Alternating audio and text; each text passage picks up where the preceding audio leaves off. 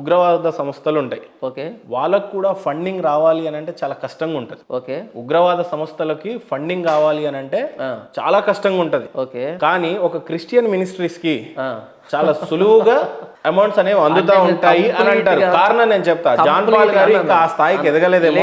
ఒక పాల్ దినకరన్ కో, ఒక బ్రదర్ సతీష్ కో, ఇలాంటి వాళ్ళకి అందుతా ఉంటాయి. ఎందుకంటే మదర్ తెరిసాకి 7 లక్షల కోట్లు అందినాయి అని అంటే చాలా క్లియర్ గా నేను చెప్పాను.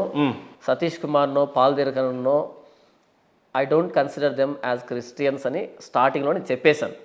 మళ్ళీ మీరు అక్కడ తీసుకొచ్చి కలపకండి. ఫస్ట్ ఆఫ్ ఆల్ నెక్స్ట్ ఏంటంటే ఉగ్రవాదులతో క్రిస్టియన్ ఫండింగ్ ని డోంట్ కంపేర్. లేదు, నేను చెప్పింది మీరు చాలా తప్పుగా తీసుకున్నారు. లేదు, మీరు తప్పుగా చెప్పారు. ఉగ్రవాదులకి ఫండింగ్ కావాలన్నా కూడా చాలా కష్టంగా అందుతాయి. ఓకే. క్రిస్టియన్ మినిస్ట్రీస్ కి మాత్రం ఫండింగ్ చాలా ఈజీగా అందుతున్నాయి. కారణం చెప్తా. కొన్ని క్రిస్టియన్ మినిస్ట్రీస్ వేటికి ఫండింగ్ వస్తున్నాయి నేమ్స్ చెప్పండి వింటాను. ఇప్పుడు మదర్ తెరిసా పోతున్నప్పుడు 7 లక్షల కోట్లు బ్యాంక్ బ్యాలెన్స్ ఎక్కడదండి? ఎవరు ఇచ్చారు మీరు చెప్పండి. ఆర్టికల్స్ తెలియవా? డోనేట్ చేశారు కదండి. మీరు చదివిన దాంట్లో ఆర్టికల్ రాలే. అవును, వచ్చింది. మీరు చదివిన నేను మీకు చూపించిన దాంట్లో 3 పాయింట్ మాత్రమే వాటికన్ సిటీలో ఆమెకు బ్యాంక్ బ్యాలెన్స్ ఉందండి. అసలు మీరు చదివిన దాంట్లో లేదు. అది ఉందండి. నేను అప్పుడే చెప్పాను. మీరు 4 నెలలు ఇప్పుడు ఉంటే మీరు హిందూగా మారిపోతారా? పొర్రపాటును కూడా మారిన. ఎందుకంటే నా ఫెయిత్ అన్నది ఆమెకి బ్యాంక్ బ్యాలెన్స్ ఉంది అని అంటే జాన్ పాల్ గారు మారిపోతారా హిందూ? నా ఫెయిత్ అన్నది మదర్ తెరిసా మీద లేదు. నా ఫెయిత్ అన్నది జీసస్ క్రైస్ట్ మీద ఉంది. మదర్ తెరిసా రాంగ్ కావచ్చు, రైట్ కావచ్చు, నాకేంటి? ఈ రోజు నా జాన్ పాల్ గారి మినిస్ట్రీ చాలా చిన్నది కావచ్చండి. ఓకే. రేపు మీరు కూడా మతాన్ని విస్తరింపజేసినప్పుడు మతాన్ని సత్యాన్ని మీకు కూడా కొన్ని కాంటాక్ట్స్ వస్తాయి. ఓకే.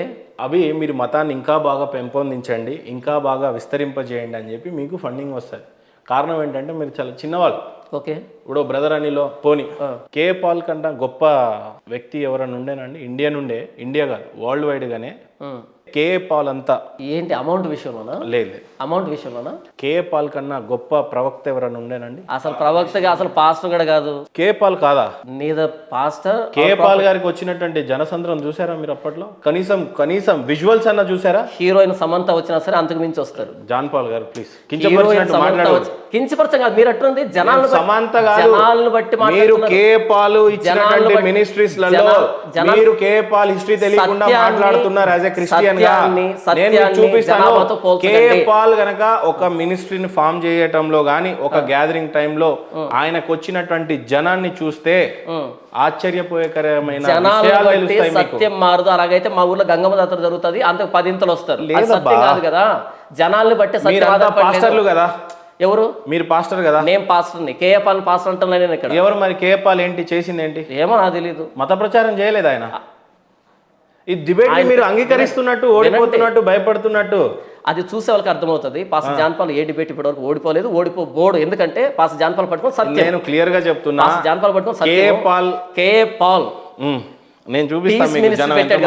గ్లోబల్ పీస్ మినిస్టర్ పెట్టాడు. పీస్ మినిస్టర్ పెట్టాడు కదా. అంతేగాని యేసు ప్రభుని ప్రకటించడానికి కాదు. యేసు ప్రభు ఏదో సంపాదించుకోలేదు. ఆయన ఎవరిని ప్రకటించాడు? యుద్ధాలు ఆపడానికి లక్ష్మీ నరసింహస్వామిని ప్రకటించాడా? ఎవరిని మతం మార్చమన్నాడు? ఆయన ప్రకటన ఈ బైబిల్ సరిపోవటంలే. ఆయన ప్రకటన బైబిల్ సరిపోవట్లే. రేపు కే పాల్ చూస్తే మీ మీద రేపు కాదు, ఈ రోజు చూడమను, నాకు సంబంధం లేదు. ఆయన బోధించింది బైబిల్ సరిపోవట్లే. ఈ రోజు పాలిటిక్స్ లోకి వచ్చాడు, అందరూ జోకర్ గా చూస్తున్నారు.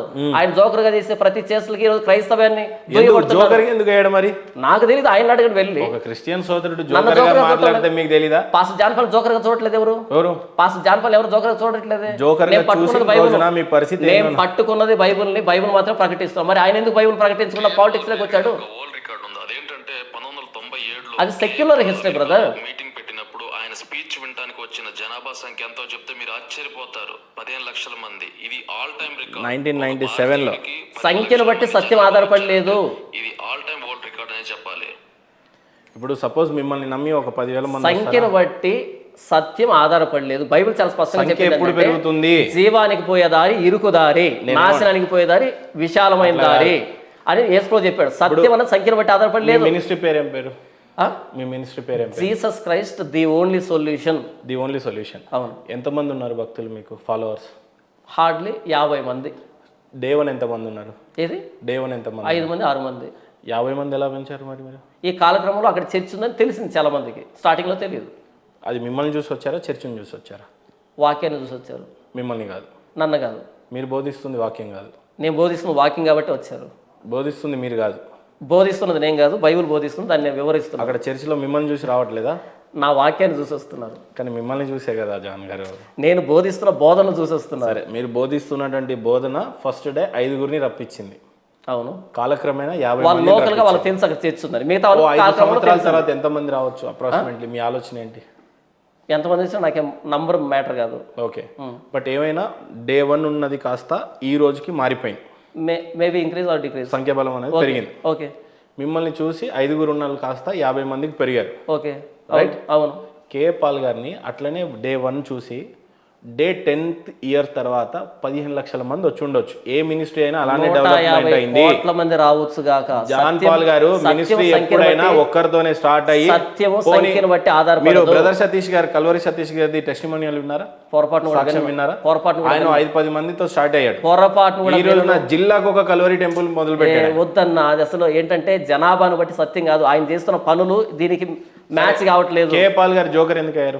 టీవీ 9 మరి మీరు ఏం చేస్తున్నారు? మీ క్రిస్టియన్ సోదరుడు అంత అయిపోయిన తర్వాత అసలు కాదు కదా, క్రిస్టియానిటీ బిహేవియర్ అది కాదు కదా. ఆయన ఎందుకు అప్ స్టేజ్ చూసాడు, ఎందుకు డౌన్ స్టేజ్ చూసాడు చెప్పండి, చెప్పాలా?